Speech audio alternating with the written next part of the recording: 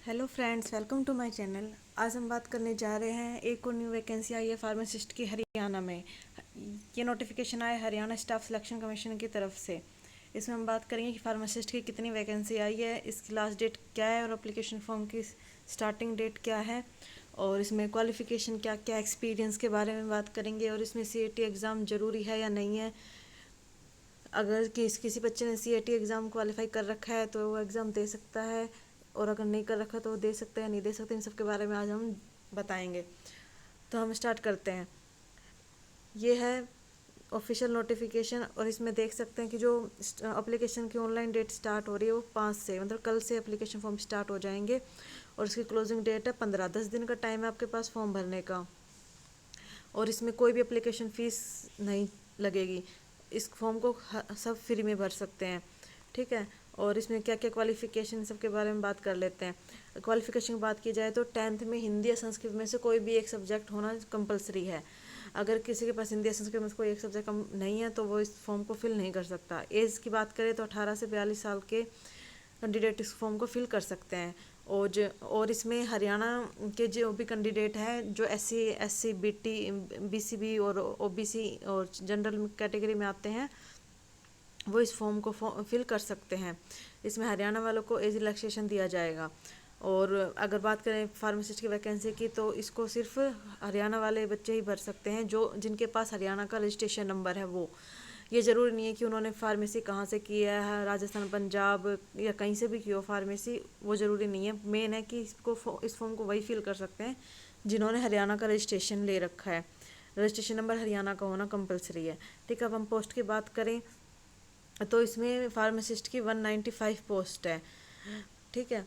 अब देखिए, DHBVN में फार्मासिस्ट की पोस्ट है 10, और ESI हेल्थ केयर में फार्मासिस्ट की पोस्ट है 185 है। और इसमें लेवल 6 का पे स्केल पे किया जा रहा है, ठीक है।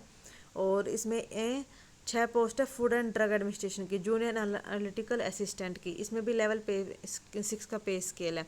टोटल पोस्ट की बात की जाए तो 201 पोस्ट है। इसके अलावा भी काफ़ी पोस्टें निकली हुई है, लेकिन उसके बारे में आज बात नहीं करने जा रहे। अब हम देखते हैं कि फार्मासिस्ट के लिए क्या क्या चाहिए। इसमें चाहिए कि मैट्रिक जो है हमारी हरियाणा से होनी चाहिए, 12th हमारे हरियाणा से होनी चाहिए, और इसमें डिप्लोमा ऑफ फार्मेसी और बैचलर ऑफ फार्मेसी दोनों ही एलिजिबल है।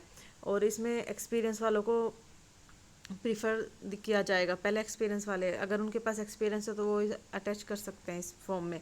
और अगर पोस्ट 145 की बात करें तो इसमें 10th और 12th फिजिक्स केमिस्ट्री से होनी चाहिए, साइंस से, और इसमें डिप्लोमा फार्मेसी और बी फार्मेसी दोनों ही ज़रूरी है। और अगर किसी ने एम फार्मा कर रखी है तो और भी अच्छा है, उनको पहले प्रेफरेंस दिया जाएगा, ठीक है। और इसमें मेन ये है कि इन दोनों ही पोस्टों के लिए हरियाणा से फार्मेसी काउंसिल में ही रजिस्ट्रेशन होना चाहिए फार्मासिस्ट का, तभी आप फॉर्म की फिल कर सकते हैं।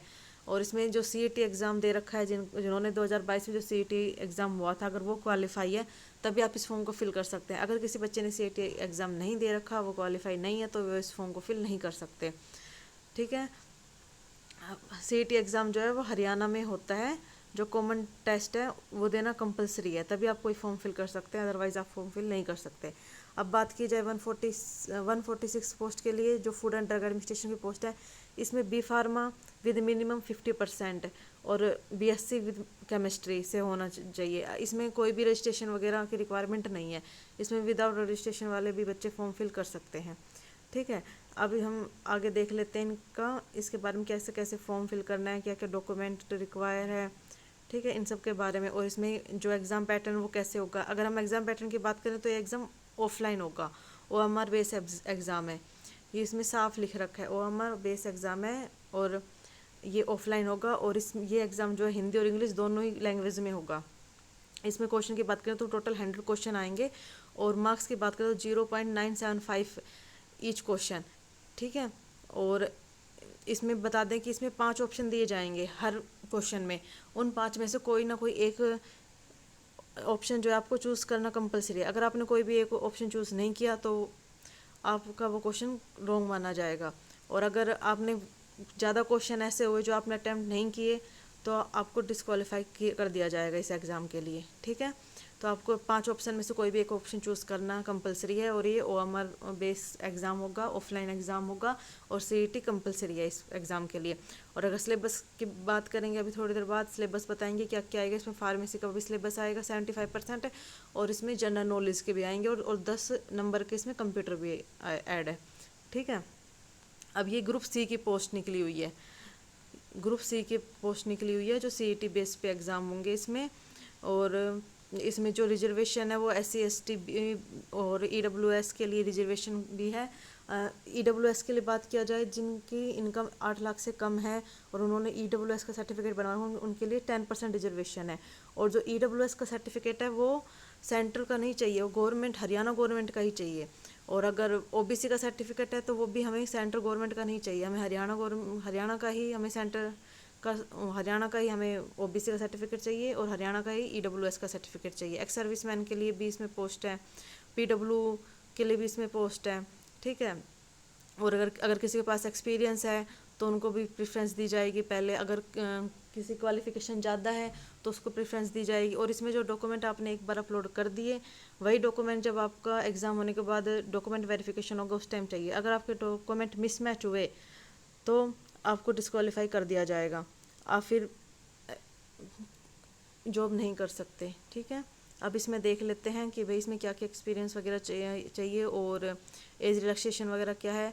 अगर हम SC ST कास्ट की बात करें तो 5 साल का एज रिलैक्सेशन, बैकवर्ड क्लास के लिए 5 साल का एज रिलैक्सेशन है, और डिसेबल पर्सन के लिए 10 साल का एज रिलैक्सेशन है। ऐसे OBC के लिए 3 साल का एज रिलैक्सेशन है। ठीक है, और 18 से 42 साल के जो भी कैंडिडेट है वो फॉर्म फिल कर सकते हैं। मेन है कि हमारा जो फॉर्म, हमने जो CET का एग्ज़ाम क्वालिफाई कर रखा हो। अब इसमें लिख रखा है कि अगर एक से ज़्यादा एप्लीकेशन आपने फिल कर रखे हैं तो आप पोस्ट के लिए एलिजिबल नहीं है, आपका एप्लीकेशन फॉर्म कैंसिल कर दिया जाएगा। ठीक है, और हिंदी और संस्कृत आपके लिए ज़रूरी है। अगर 10th में हिंदी और संस्कृत में से कोई एक सब्जेक्ट नहीं है तो भी आपका फॉर्म कैंसिल कर दिया जाएगा। ठीक है, और इसके एग्ज़ाम की बात की जाए तो 15 तारीख तक आपके फॉर्म फिल होंगे, उसके बाद आपका एग्ज़ाम शायद सितंबर तक हो सकते हैं इसमें।